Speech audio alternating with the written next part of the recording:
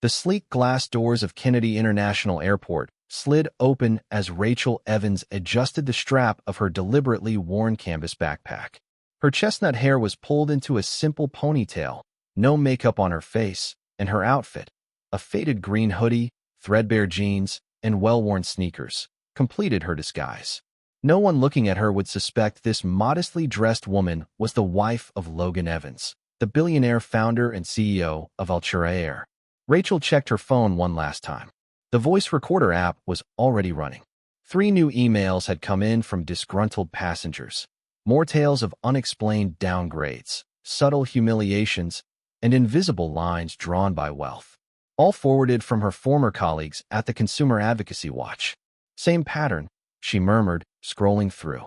Passengers dressed in casual or dated clothes being moved to the back, first-class bookings being mysteriously altered. She glanced at the towering Altura terminal with its silver and gold theme and recalled the moment that had put this plan in motion.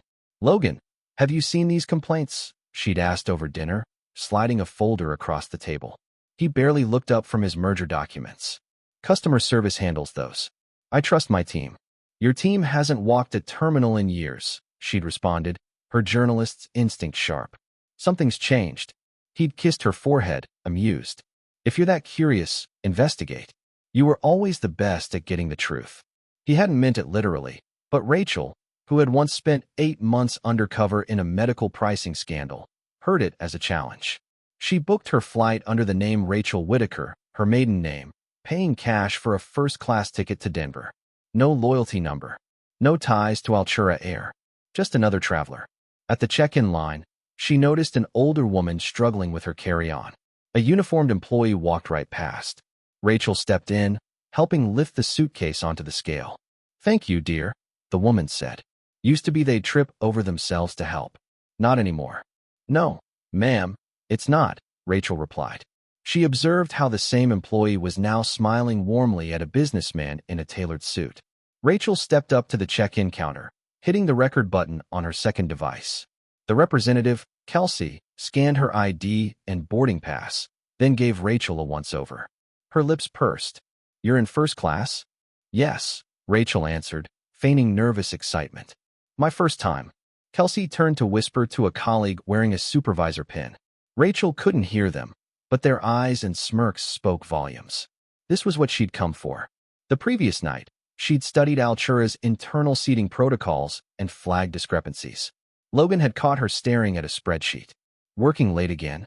"Just looking into something," she'd replied. Now, the supervisor approached with a rehearsed smile. "Ms. Whitaker? I'm Dana, from customer service. There's been an issue with your booking. We need to reassign you to economy." "What kind of issue?" "I confirmed everything yesterday." "Overbooking," Dana said. "We reassign based on loyalty tiers, and since you're not in our database, I paid full price for first class. You'll be refunded partially," Dana assured her. Behind them, Rachel caught Kelsey whispering, "No entry for the poor. Let them fly budget." Rachel kept her face neutral. "I want to speak with another representative."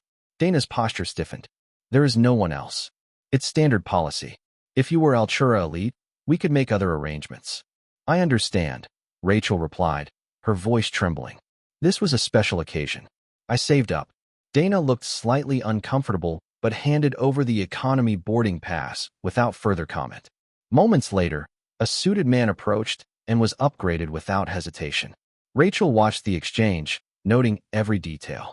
Heading toward security, Rachel was approached by the older woman she'd helped. "They did it to you too, didn't they?" she asked. "I fly all the time, but since my husband died, I get treated like I don't belong.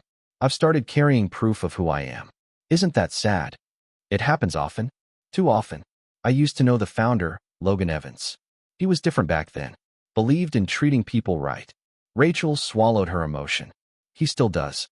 I think he just doesn't know what's going on." At the gate, Rachel watched boarding procedures unfold.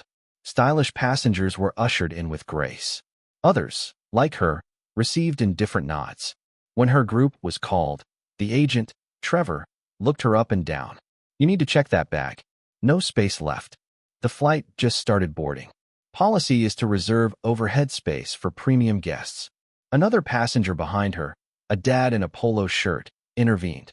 I saw you let 5 bigger bags through. Sir, complaints can be filed with customer service, Trevor replied curtly. Rachel handed over her backpack, recording as Trevor muttered, "Economy folks expect 5-star service now." On board, the contrast was glaring. First class glowed. Economy was cramped and indifferent.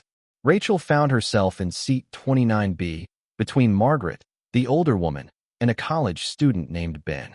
Exiled together, Margaret joked. "Seems like a pattern," Rachel replied. A flight attendant, Heather, breezed past their row. "My tray is broken," Ben called out. "Report it when we land," she replied, not breaking stride. Rachel's phone buzzed with a text from a contact inside Altura. Found internal memo, project visual priority. Appearance-based service allocations tied to staff bonuses. She felt her stomach turn. Later, Heather handed her a soda without asking. "Water, please," Rachel asked.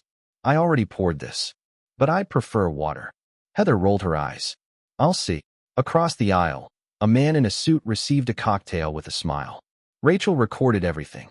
A senior passenger ahead requested his medication from his checked bag. The attendant's reply was dismissive. "Should have planned better." Rachel texted, "Check on Heather Morgan. Flight 712. Reply, 3 complaints. All dismissed. Rewarded twice for appearance-based excellence." Before landing, she pressed the call button. No one came. Pressed again. Heather appeared, annoyed. "Water? Again? We're landing." But moments later, a man across the aisle was served a second drink. Ben glanced at her notes. "You're documenting this?" "FAA. Journalist," Margaret added. "Whoever she is, I hope she changes things." Then, a chilling message popped up. "Your ID is compromised. Caroline Weston is on board. She's seen your fake name. Prepare." Rachel froze. Weston was Altura's customer experience head. The plan had been to collect and report privately. That was no longer possible. Caroline stood mid-flight, made her way back, eyes locked onto Rachel. "You, come with me." "Is there a problem?" Rachel asked. "Flying under false identity. That's fraud. My ID and boarding pass match. My name is legally Rachel Whitaker. Security will meet us. I've recorded every instance of project visual priority from terminal to cabin," Rachel said calmly. Gasps rippled. Caroline paled. "You're exaggerating." "Am I?" Rachel stood. "You instructed staff to prioritize attractive passengers. You incentivized discrimination." A flight attendant stepped forward. "It's true. We track visual value assessments." Caroline snapped. "Jennifer, enough. We're punished if we help too many average-looking travelers," Jennifer continued. Rachel turned to the passengers. "This isn't about shaming staff. It's the system." Caroline growled. "Who are you?" "Rachel Evans." "My husband is Logan Evans." Stunned silence. Then clapping. Margaret spoke. "I've been documenting for months." Finally, someone heard. Ben added, "They treated my grandma like trash. She's a million-mile flyer." Other voices joined. Story spilled. Rachel turned to Caroline. "Logan will want a full report." Upon landing, Rachel helped deplane the crowd, many thanking her. Margaret hugged her. "You remind me of who I used to be." A text from Logan, "Just saw the footage. I'm flying to Denver. We have work to do." 3 weeks later, Rachel stood at Altura HQ beside Logan. "Today is about change," she told the assembled employees. Behind her, Altura's mission statement, "Dignity for all travelers." Logan admitted, "I lost touch. That changes now." Margaret now led a dignity council. Jennifer trained new hires. Rachel explained, "Project visual priority is terminated. Bonuses now tied to universal satisfaction metrics. Equal response times for all cabins." One staffer asked, "Do premium passengers deserve more?" "They deserve better food, space, and boarding," Rachel replied. "Not more respect. That should never be for sale." Later, Caroline approached, contrite. "I lost perspective. I'm sorry. Help us fix it," Rachel said. That's how we move forward. 6 months on, Rachel boarded Flight 712 to Denver again. This time, not undercover. She noticed the changes instantly. Trevor now greeted all passengers warmly. No more gate division. Heather, the once cold attendant, smiled genuinely. "Water, Rachel?" "Gladly." Service was equal. Names used. Needs met. She saw Margaret again, now with her brother. "It feels different. Human. Still progress to make," Rachel said. "But we're on the path." Logan met her at arrivals. How was it? Better. Not perfect, but better.